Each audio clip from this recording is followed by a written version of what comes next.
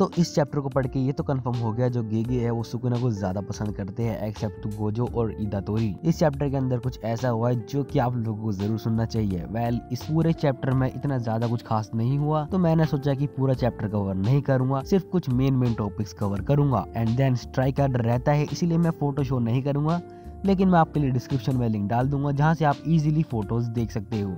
तो चैप्टर की स्टार्टिंग होती है और हमें हकारी और ओरामे की फाइट दिखाई जाती है जो कि चैप्टर नंबर 237 से ही चली आ रही थी, लेकिन हमें वो शो नहीं की गई थी। हमें उसकी जगह केंजाकू की फाइट दिखाई जा रही थी। अब वेल केंजाकू तो मारा जा चुका है तो उसकी बात करने का कोई फायदा भी है नहीं। तो यहाँ पर चैप्टर शुरू होता है और हमें दिखाया जाता है कि हकारी और उरामे की फाइट हो रही है, जिसमें हकारी प्रोबेबली अपना जो जैकपॉट है वो जीत चुका है क्योंकि उरामे उसके ऊपर एक अटैक करती है, जिस अटैक की वजह से जो हमारा हकारी होता है उसका हैंड फ्रीज हो जाता है, यानी कि जम जाता है। और हकारी को अपना हाथ तोड़ना पड़ता है क्योंकि उसे पता है कि अगर वो अपना हाथ नहीं तोड़ेगा तो उसकी पूरी बॉडी जम जाएगी, जिस वजह से तो गेम यहीं पर ओवर हो जाएगा। जिस वजह से हकारी अपना हाथ को तोड़ देता है और इसे अपनी ओपनिंग मानते हुए उरामे उसके ऊपर अटैक करती है। और उरामे खुद चौंक हो जाती है ये देख के कि हकारी ने अपना जो हैंड है वो रीजनरेट करके उसके ऊपर दोबारा अटैक किया, जिससे उरामे को काफी बढ़िया वाली चोट लगती है। और उरामे ये कंफर्म करती है कि जो हकारी की हीलिंग एबिलिटी है वो इवन सुकुना से भी कहीं ज्यादा है। अगर आप सोच रहे हो कि आखिर हकारी ने अपना हाथ रीजनरेट कैसे कर लिया, तो चैप्टर नंबर 237 में हमने देखा था कि जब हकारी मैदान में उतर रहा था तो उसने डोमेन एक्सपेंशन कहा था, तो प्रोबेबली चांस है कि उसने अपना जैकपॉट हिट कर लिया हो, देन वो यहाँ पर लड़ने आया हो उरामे से। तो इस फाइट में उरामे कुछ शब्द कहती है जो कि नोटिस करने वाले हैं। पहला शब्द कि जो हकारी की हीलिंग एबिलिटी है वो इवन सुकुना से कहीं ज्यादा है, जिस वजह से वो 4 मिनट 11 सेकंड के लिए इमोर्टल पीस बन जाता है। और दूसरी कि ह्यूमंस के अंदर इमोशंस होते हैं, जिस वजह से वो अपनी लोनलीनेस को कंट्रोल नहीं कर पाते और वो कमजोर होते हैं, जबकि हकारी में ऐसा कुछ है ही नहीं। तो इसके मतलब मान सकते हैं कि जो उरामे है वो हकारी को ह्यूमन से कंपेयर ना करके एक मॉन्स्टर कहना चाह रही है। इनकी फाइट आगे बढ़ती रहती है और देन हमें दिखाया जाता है जो हकारी होता है उरामे के मुंह पे तगड़ी लात देता है, जिससे भाई उरामे प्यू टाटा बाय बाय उड़ गई। फिर उसके बाद वही सीन शिफ्ट होता है जिसका हमें इंतजार था, जहाँ पर हमें हमारे लोअर सर्जी और हमें हमारे यूजी एंड सुकुना दिखाई देते हैं,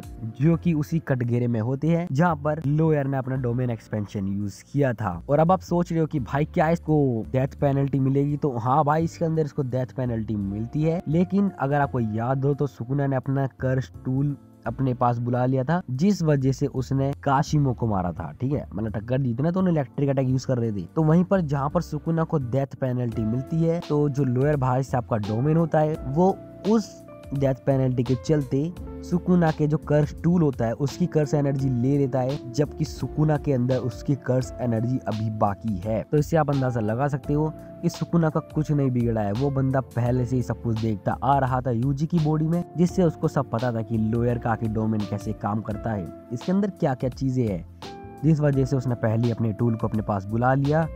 और जैसी लोअर भाई साहब ने अपना डोमेन एक्सपेंशन किया तो वहां पर जाके उसने अपने टूल की जो कर्स एनर्जी थी उसको इरेज करवा के खुद को अपने पास रखा। और सुकुना ये देखना चाहता था कि आखिर जो लोअर का डोमेन एक्सपेंशन है उसमें उसे कोई दिलचस्पी नहीं थी, जबकि उसको दिलचस्पी थी तो उसके उस टूल में जो कि 1 स्लैश में किसी भी प्लेयर को खत्म कर देता है उसकी कर्स एनर्जी को सोख के। तो मिलते हैं अगले चैप्टर में जो कि है 246, जो कि कब आने वाला है अभी कंफर्म नहीं है, एंड जब आएगा तो उसके ऊपर भी एक्सप्लेनेशन आएगी। चैनल पे नए हो तो सब्सक्राइब और वीडियो को लाइक करना मत भूलना।